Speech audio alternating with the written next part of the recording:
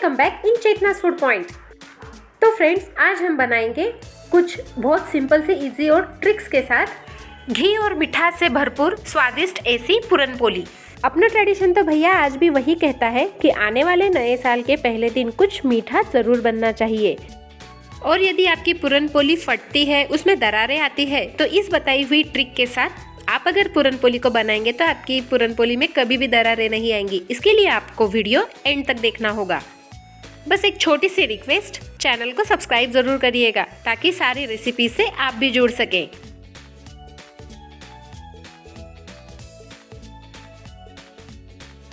जैसा कि आपने इंग्रेडिएंट्स की लिस्ट अभी देखी ही है, उस हिसाब से आप अपनी क्वांटिटी के हिसाब से इंग्रेडिएंट्स कम या ज़्यादा कर सकते हैं।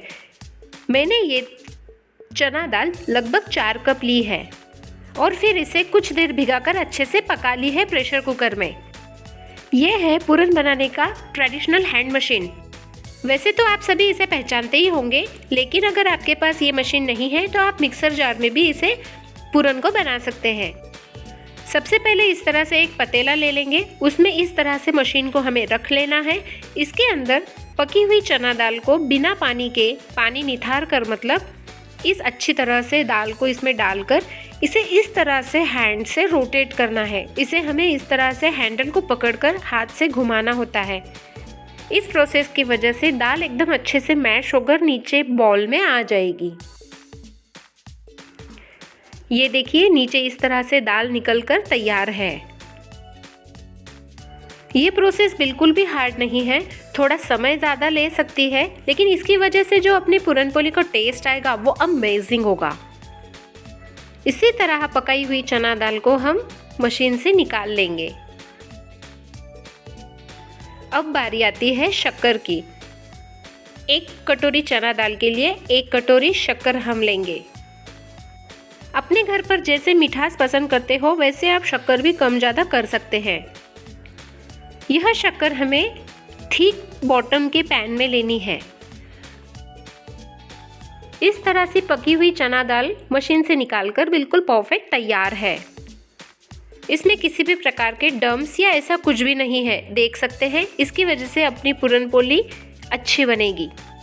मोटे तले की कढ़ाई में शक्कर को डालकर गैस पर चढ़ा दें। फिर इस पर इस मशीन से निकाली हुई चना दाल को हम इस तरह से ऐड कर देंगे।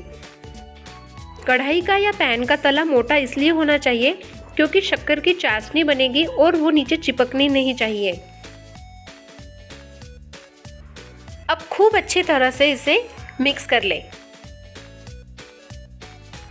आने वाला त्योहार हो या नए साल की शुरुआत हो, आप कभी भी इसे बिल्कुल घर पर ट्राई करें। अपने एक्सपीरियंस मुझे कमेंट करें और अगर रेसिपी आपको पसंद आती है तो इसे लाइक शेयर करना ना भूलें और वीडियो के साथ बने रहें।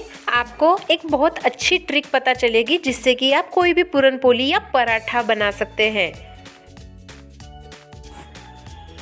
अपने पूरन के साथ शक्कर अच्छी तरह से मेल्ट हो चुकी है। आप देख सकते हैं ये पतला हो चुका है। हमें गैस की फ्लेम को मीडियम पर ही रखना है और इसे कंटिन्यूअस चलाते रहे ताकि ये जले और चिपके नहीं। शक्कर का पानी होकर अब बनेगी इसकी चाशनी। गैस पर 10 मिनट मीडियम फ्लेम पर रखने के बाद ये इस तरह से कुछ पतला हो चुका है। धीमी आंच पर पकाने की वजह से समय ज़्यादा ज़रूर लगता है, लेकिन 20 मिनट बाद इसे देखिए, ये बिल्कुल इस तरह से गाढ़ा होने लगेगा। साइड्स पर इस तरह से चिपकने लगेगा। लो फ्लेम पर बनाने की वजह से ये अच्छे से पककर बहुत अच्छा टेस्ट आता है। इस तरह का टेक्सचर दिखने के बाद हम इसे चेक करेंगे।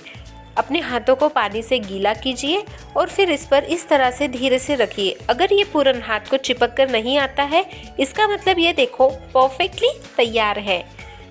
इस प्रोसेस को आप बिल्कुल सावधानी से करिए और अब इसे पूरी तरह से ठंडा होने के लिए रख देंगे। इसकी पोली या पराठा बनाने के लिए हम इस तरह से गेहूं के आटे की रेगुलर लोई ले लेंगे। इसे डस्टिंग कर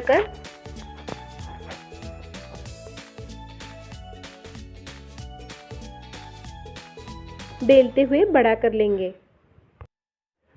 पूरन का इस्तेमाल हमें एकदम ठंडा कर ही करना है। और तो और इस पूरन को अगर आपके घर पर कोई गेस्ट आने वाले हैं तो आप पहले भी बनाकर फ्रीज में इसे लगभग 4 दिन तक स्टोर कर रख सकते हैं।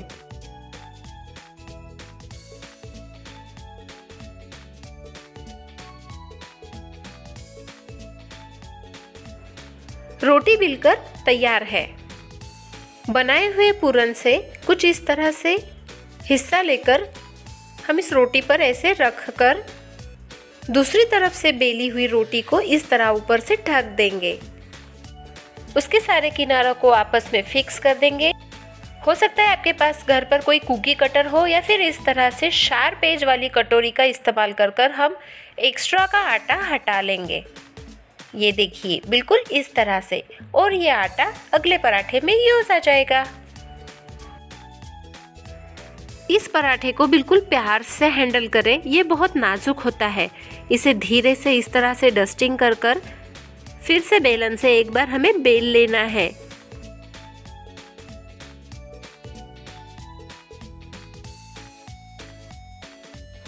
बिल्कुल आराम और हल्के हाथ से, ताकि इसमें क्रैक्स ना आए।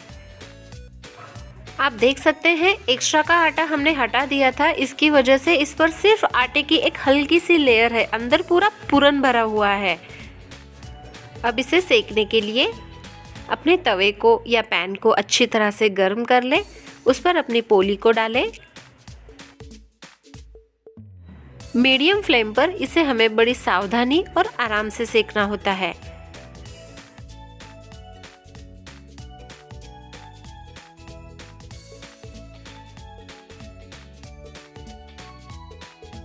अगर आप चैनल पर नए हैं तो चैनल को सब्सक्राइब करें और बेल आइकॉन को हिट करें, ताकि हर रेसिपी आप तक पहुंच सके।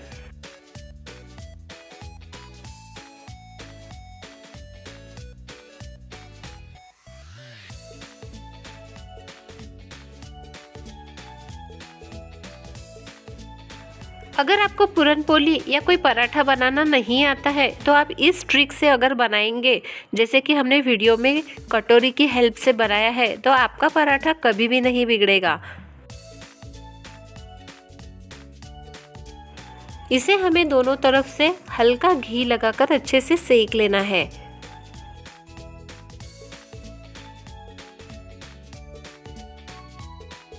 आप देख सकते हैं ये कितनी अच्छी तरह से फूलकर तैयार है। बेसिकली ये पराठा बनाने का आइडिया ही बहुत सही है, ताकि कोई भी बिगिनर इसे आजमा कर बना सकता है।